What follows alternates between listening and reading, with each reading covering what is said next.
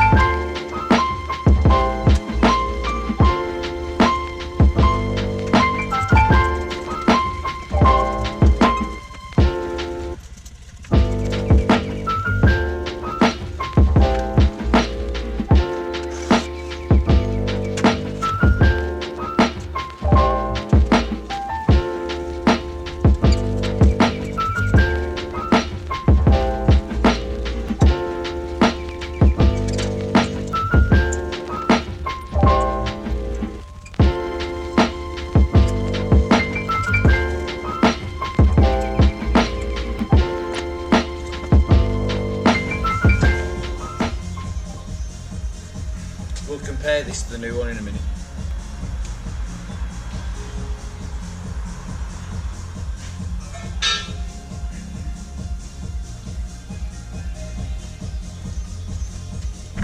What I need to do now is jack up the car slightly and see if these move down, because I need to lower them down in such a way that I can get a piece of paper in there to mask it all up.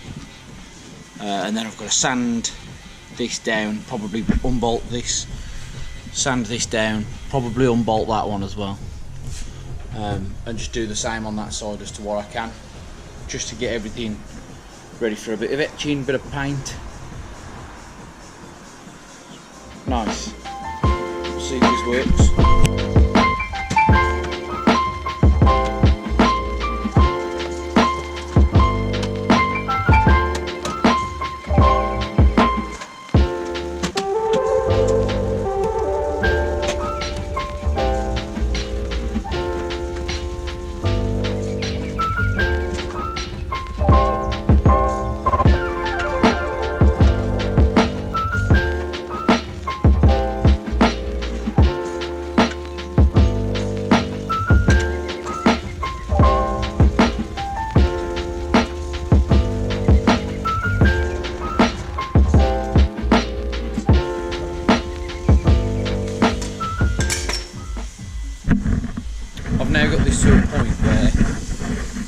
can have a bit of a clean out here. I took the wipers off, they're on the floor down here. I'm going to get some packaging paper and put it around the inside of there and start to have a clean up of this sort of area. I've unbolted this. I'm going to have to wedge this up somehow. Maybe cable tie it to this hole so it pulls this way, out of the way. It's going to be masked up anyway. Then on the other side I've only got an aircon pipe, I think. But, ow, that really shocked my thumb. Don't think there's really much I can do with that. Apart from try and drag it up. I know there's no gas in it because the aircon doesn't work and someone told me that there's no gas in it, so I'll try and hook it up and round. Now, I might just have to hold that out of the way while Ash is doing that. But I've took all this off so it's easier to mask up.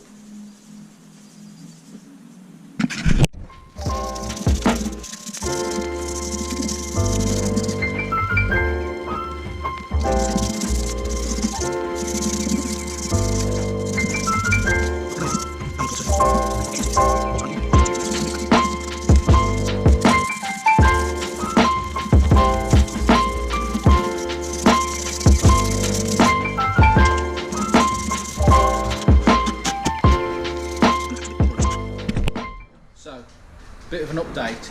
I've sanded both of these strut towers down. I did not record it. It felt like it's taken 3 days to sand these down. I've also masked up around this edge, masked up this piece, and then round the edge there. So as it stands, as you can see, we have got absolutely everything masked up all the way down here. The only things on show, the top of the strut towers that have been sanded. We're going to have time-lapse video up here, and that should show the paint going on nicely.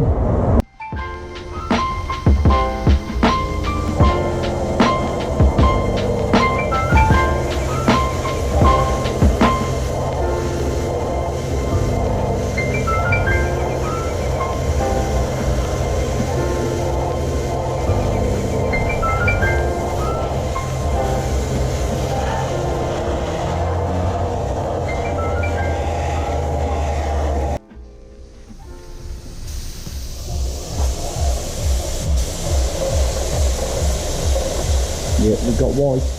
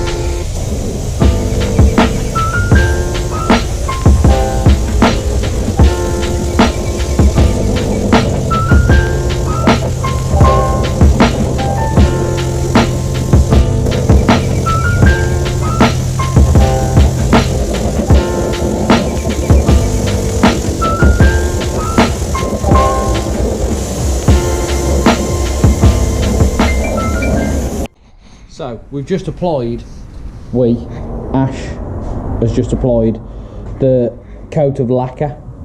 Look at how glossy they are. I've had to bring the other light in just to show you just how good they are. And both of them have come out the same. We have the old strut brace, which, as far as I'm aware, if you put a bend in metal, that's where it's going to flex first.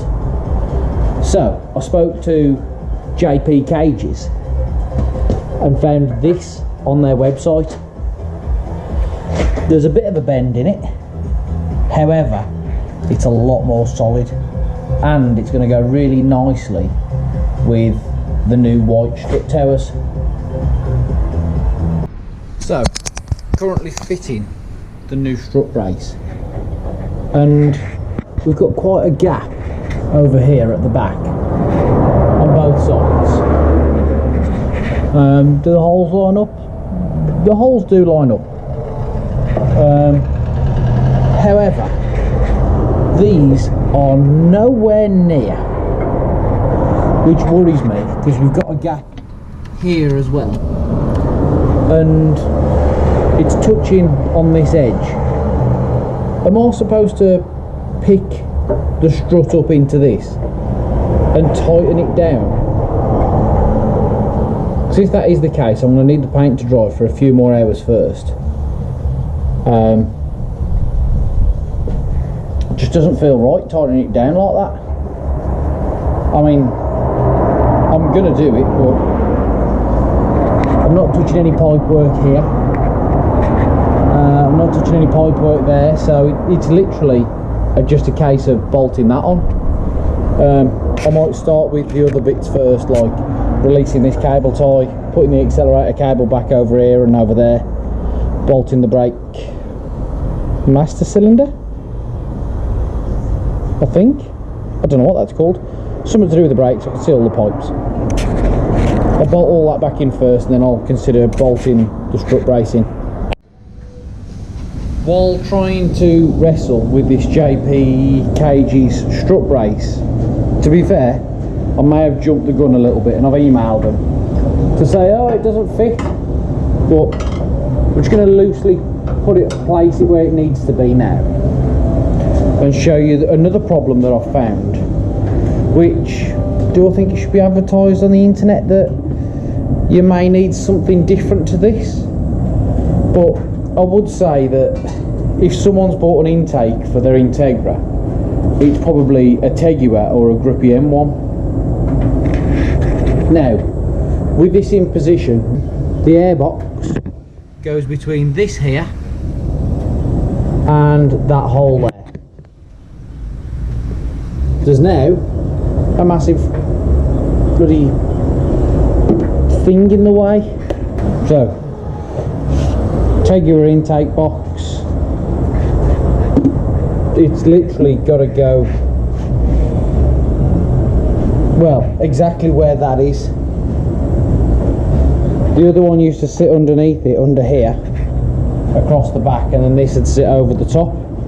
Well, you can't even get that in the space now, so I've got, what's the date today? Just have a quick look on my watch. It's the 16th of April. That means I've got 2 full weekends now before I go to the Nurburgring. Now, I've got the choice. I can either put the standard one back on, the standard strut brace, which I've already explained is crap, or I can order a new intake, a battery relocation kit to get rid of that, get rid of the Tegiwa induction kit, and see if I can make that work.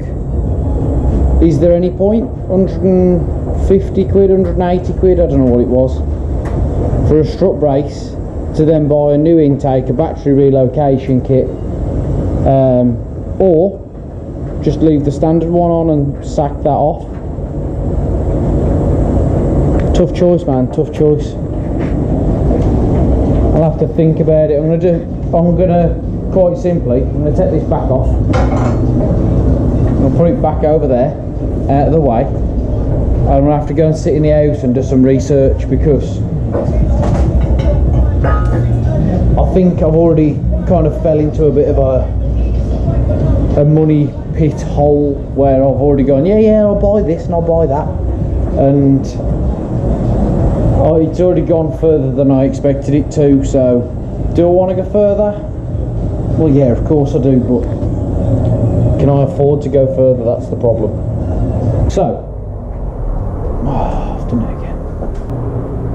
After doing some research, I looked on the internet and I found a battery relocation kit to go down underneath this light, which was around £240, but also would not fit this battery. So I need a new battery as well to go with it. 130, between 120 and 150 pound, depending on where you go. So we're awfully close to the 400 pound mark. And then I'd need some extended cables, which there's a company that sell a kit which would do the job, which is £120.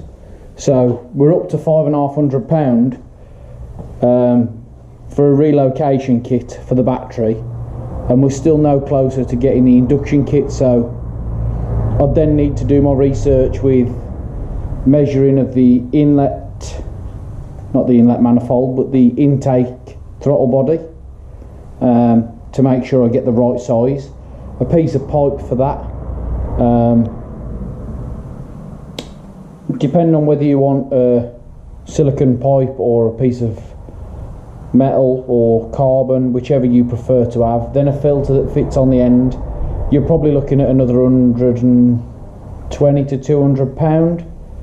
So temporarily what I have done is, can you see here, I've completely removed the Tegiwa carbon airbox because it doesn't fit, but I have screwed the air filter back on and everything is plugged back in. Oh, apart from one thing I did earlier, dropped a bolt down here, and I unplugged a cable down there. You can just see the pins reflecting. I need to plug that back in, so that's the VTEC solenoid.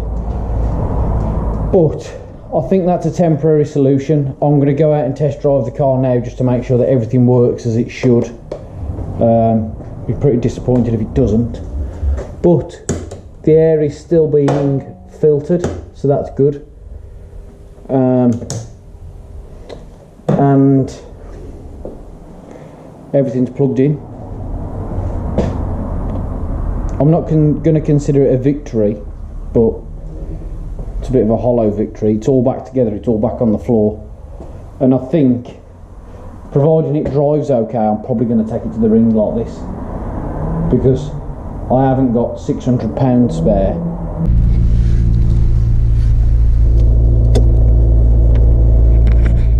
Today is Friday.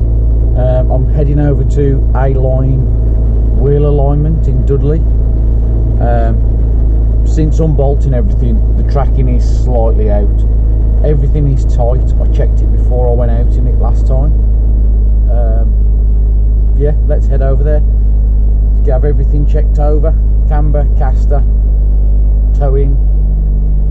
Let's see what it's actually doing. Let's see if we can get it where it's supposed to be, all pointing the same direction. That would be a great start. So, I've caused a problem. I've not put the wipers back on in the right place, and they clunk when they get to the bottom. Oh, it's not doing it now.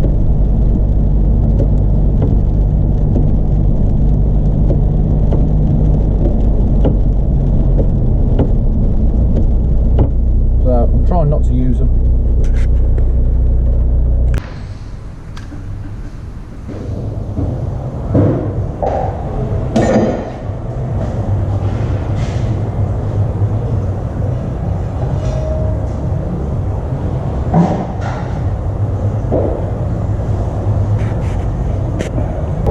We are now back in the garage.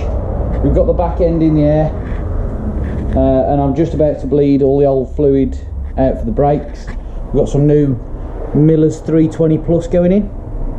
I've got a helping hand. He's going to be sat in the car while we pump out the brake fluid. Doing it the old way.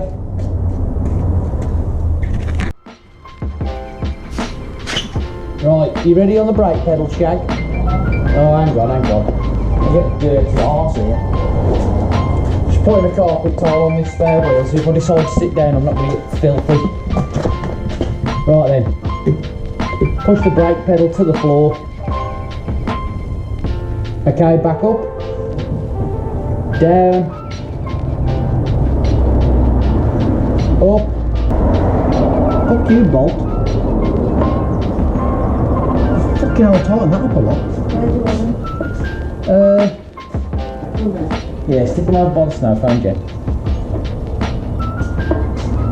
Press that down, right, see what happens. Oh, he's very dirty. Up. Down. Up. Down.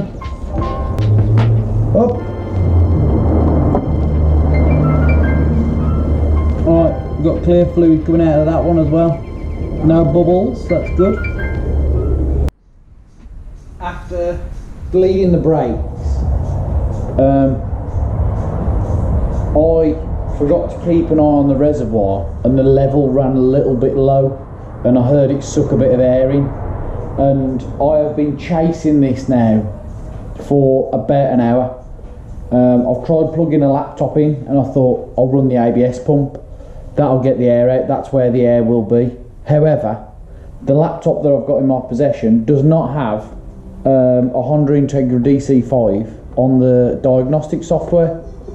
So, in fact, it doesn't have a DC2 on there either, which is a little bit disappointing. But before that, I had to find why there was no electric going to my to the socket in the car to charge the laptop. Turns out it was a fuse blown, and it took me the best part of 40 minutes to find where the fuse box was. And I've replaced the fuse, it's now all good. I've been using this little contraption here. It's a bit of an easy bleed, you do it on your own. You put this pipe on the end of the nipple, you crack the nipple and you squeeze this pump. Now, I have pulled a lot of air out of the system, so I'm going to close everything down. The wheels are tight from where I took the wheels off. The reservoir cap is back on. Fuse box is back on. I'll check that I've not got anything that will rattle about unnecessarily in the car. Put the bonnet down and take it out for a drive, see how it feels. Last time I got to the end of the drive and I was like, oh, that feels horrible, and I stopped. Just been out in it, and it actually feels like as soon as you touch the brake it pulls left, and the pedal is still a little bit spongy. So I'm going to continue bleeding the brakes until I'm on the verge of running out of fluid. I'm just going to keep going at that pump that I've got, and eventually I'll end up with a good brake pedal. If I don't, I'll have to take it to someone who's qualified and knows what they're doing to actually rectify my problem. I can't go to the Nurburgring with brakes like this. It's not happening. It's absolutely not happening. I've given up with the brake fluid. I've got Nick coming around tomorrow to help. So I'm going to make a start with the lander sensors that are both playing. I say both playing up. Only one of them's playing up, and that's because I've damaged it. So I've got two brand new ones and I'm going to put both in. That way I'm eliminating the risk of both of them being a problem.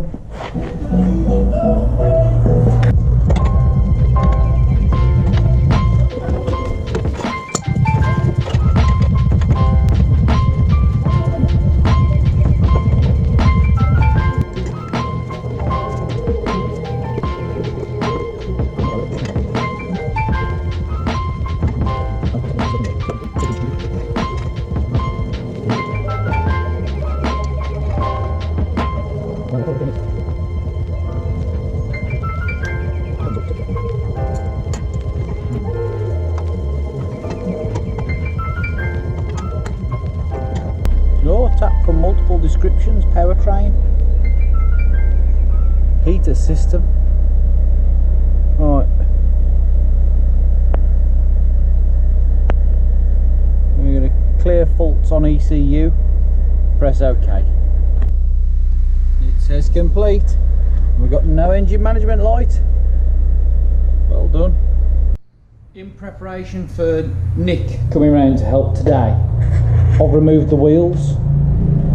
Now, when removing the wheels, I've noticed that there is two bleed nipples, which is an absolute rookie error. I should have known this. Some brakes connect at the pipe will connect at the top nipple, and then there'll be a loop down here to come under and back into this side, making only one nipple available to bleed it from. In the last couple of days, someone has recommended I change the gearbox oil, which, to be honest, I wasn't intending on doing before the ring, and it makes a lot of sense. The car's done a couple of track days. Second gear's a little bit stiff to get into when the gearbox is cold, but I don't think that's, well, I think that's a bigger issue than just the oil. So I've took the plugs out the bottom. It's currently draining the oil out of it, so you can't see that. The oil's draining out of it, and it looks quite dark, quite burnt, so we will get some fresh oil in it. Might have to take this Tegiwa plate back off and get a filler neck in from the top, or see if I can borrow a syringe to get it back in. We'll see how it goes. Got a bit of a setup going on here. Got a little funnel, bit of hose pipe, and then down here go straight into this filler at the top. There's supposed to be 1.5 litres in there, so I'm going to get my measuring jug. I'm going to put 1 litre in, put another half, and then take it out and see if it fills it up to the correct level. Hopefully a little bit should dribble out, and then if that's correct, I'll put the plug back in. If not, we'll put a little bit more in. Obviously I've got to account for the amount of oil that stays in this bit of hose pipe.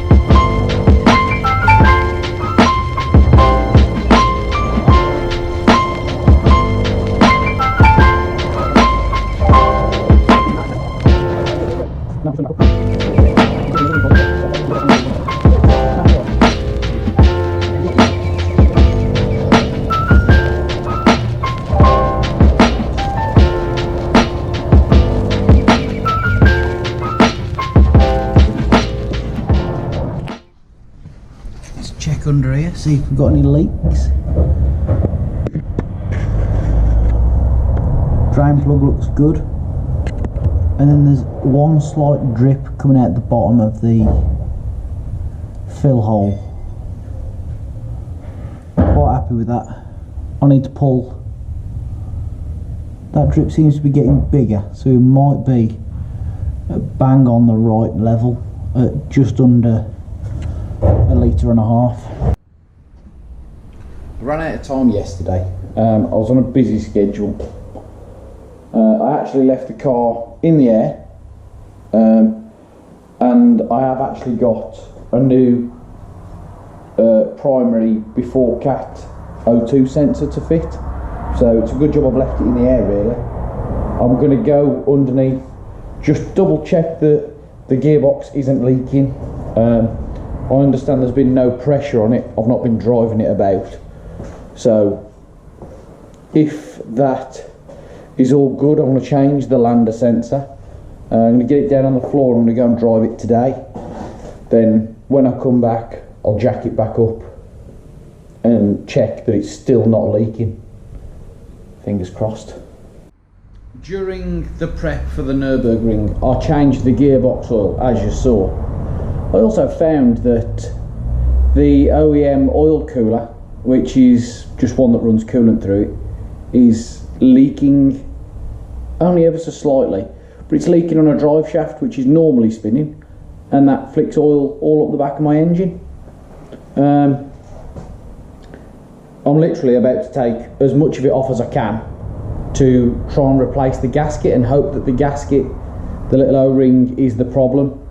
The oil cooler themselves are £300, nearly, yeah, I believe £300. I've seen prices in 2 places. And Tegiwa website, 2 to 3 weeks. There's a place in Birmingham that sells Japanese parts. They said we can get it on the 10th of May. That's the day after I come back. Unfortunately, that's not something I can work with. So I'm going to try and replace the O-ring today because I need this to not leak. Update time. I replaced the O-ring Saturday. We're now on Monday afternoon / evening. It's dark, it's Monday evening. I've fitted the Nankang AR1s to the car because I need to put some miles on them to scrub them in before we go and take it actually on the Nurburgring, and it'd be daft of me to try and scrub them in on the ring. The last time I tried to do that to a set of tyres was on my Fiesta. If you look on the channel, there is a video of the Fiesta going around Anglesey with a set of AR1s on the front, and they were pretty dead in about 15 minutes, which is a little bit disappointing. They didn't last as long as I needed them to, and I'm putting it down to the fact I didn't scrub them in. In the words of Alan, we have got Monday, Tuesday, Wednesday, Thursday, 4 sleeps. Well, 3.5 sleeps because I'm probably not going to sleep very well Thursday night because we're on the road at 2 o'clock Friday morning. It is now Thursday evening.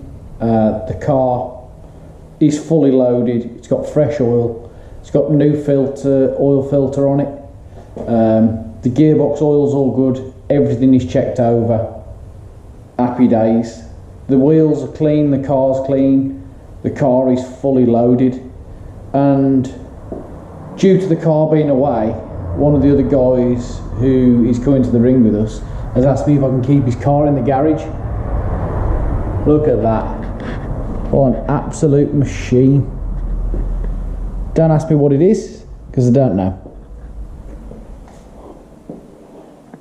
All I know about it is, well, I've been told it's a proper piece of kit.